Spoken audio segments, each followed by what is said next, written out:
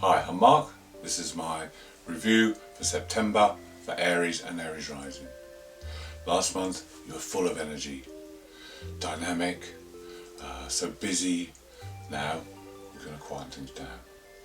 Because Mars, although it's still in your sign, is coming towards the end. And he doesn't want to leave your sign because he loves Aries. So what does he do? He's turning retrograde, which means he comes back. He'll go forward again, but not until the 13th of November. So this is a time, a more reflective time. The inward turns more inward. This is a time you can deal with things, sort out things. You won't have that drive to keep pushing forward so quickly. You can still push forward, but just slowly, and do one thing at a time. Don't take on too much. This is a time when you can reflect. You can get things sorted. You can deal with issues. So that then in November, when it pushes forward again, that's when you can get everything finished. That's the time the energy will come back in great force, and you can get all the things that you've been doing finished.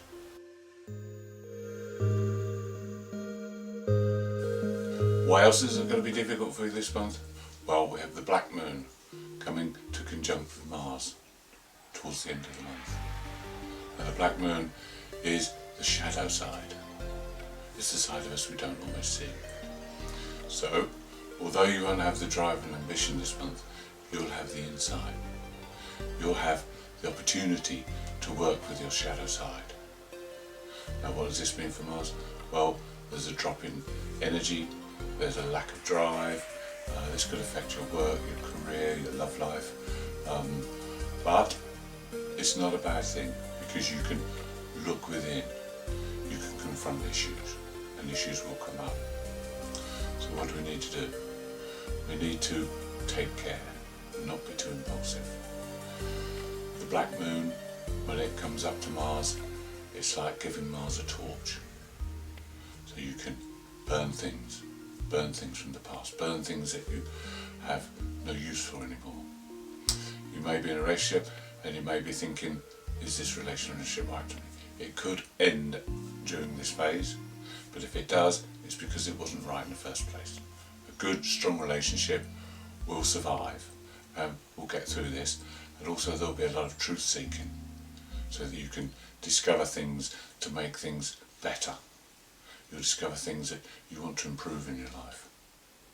And there's good news at the end of the month, but I'll tell you about that later.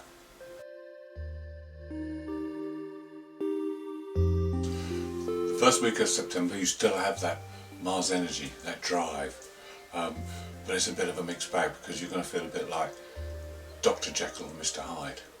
You've got some aspects like Sun trine, Uranus, which says get out there, enjoy yourself, try new things. You've got Venus, Mercury aspect, which says I want to be sociable, I want to chitter chatter and enjoy myself.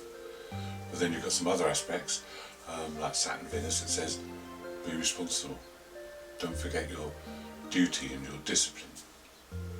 Also there's a full moon on the 2nd, which is in Pisces, your 12th house, which will take you within. You will have deep feelings. You may even feel a bit lonely.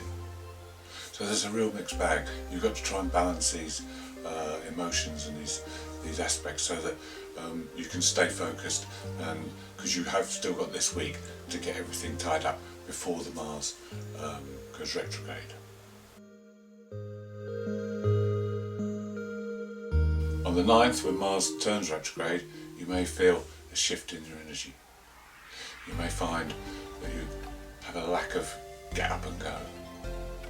But you must get up, because on that day there's also a very fortunate aspect, one from the Sun to Jupiter, who's in your 10th house of career and destiny. So there's an opportunity, you can make your own luck on this day. It's for long-term planning, not short-term gain. Also, a day later on the 10th, there's another opportunity for you, this time an inner opportunity, because the black moon makes an aspect to the nose. Now here's a chance to clear a blockage, something that's been holding you back, to put it to bed so that you can move forward.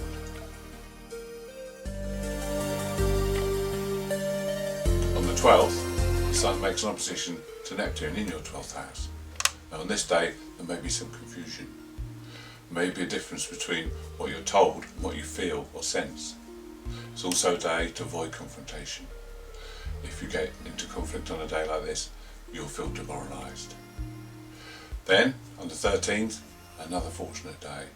Jupiter in your 10th house of career turns direct. Now this is when the opportunities that have come your way can benefit you. This is where growth occurs.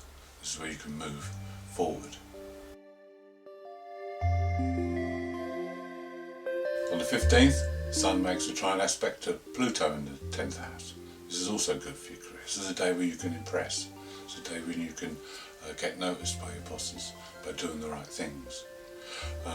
Also it's a day for inner transformation.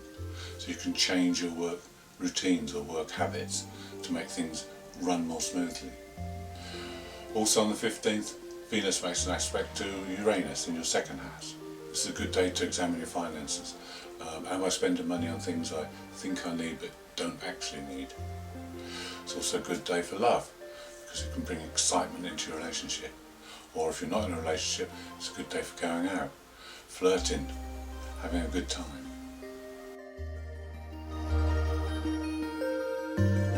The new moon on the 17th is another good time for you. You have aspects that pull together. You have new starts, new beginnings on the new moon. You have Mercury squaring Jupiter in the 10th house. So this means you need to think big, big plans. The Sun makes a positive aspect to Venus, so you want to improve your daily routine. You want your surroundings and environment to be much better. The Sun makes a trine to Saturn, which means you can put these plans into action. It's great for fine detail and getting things moving. There is a little bit of conflict because the Sun also makes a square to the nose. Now this means that you'll be torn between what comes natural and what will take you forward and bring you growth. So there's a little bit of conflict between the two there, but you need to head towards the new, the unfamiliar territory.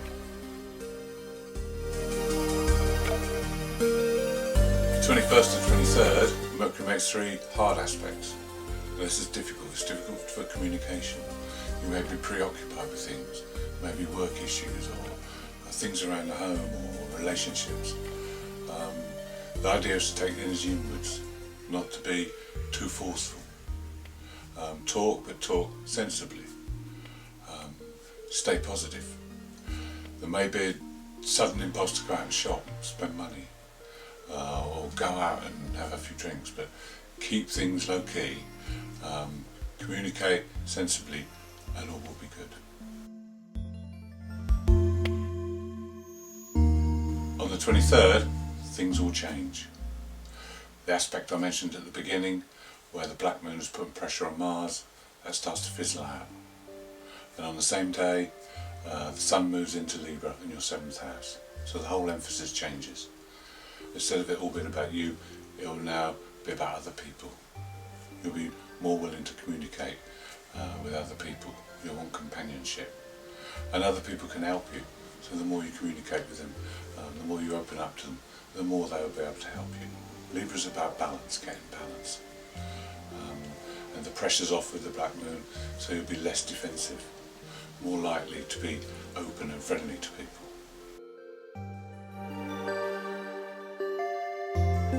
A couple of difficult days, 25th and 27th. 25th is one of those days where you might just feel like telling people what you really think of them. It's not always a good idea. It's a good day for accepting constructive criticism, but you have to be able to handle that. 27th, you may have problems with authority figures. They may be discouraging you. You may have fears come up that you need to deal with. It's a frustrating time. You may be irritable. You've got to get through this because the end of the month is a lot better.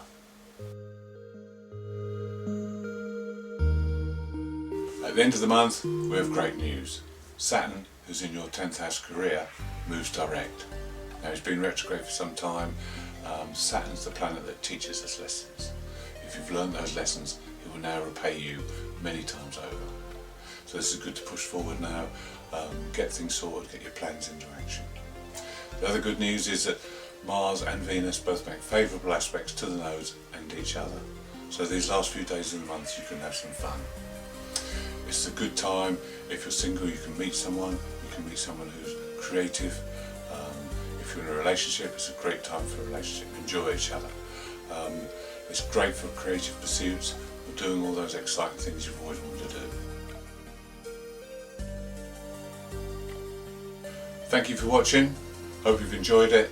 If you'd like to see more, please subscribe. If you'd like to leave me a comment, I'll be glad to hear from you. Have a good month.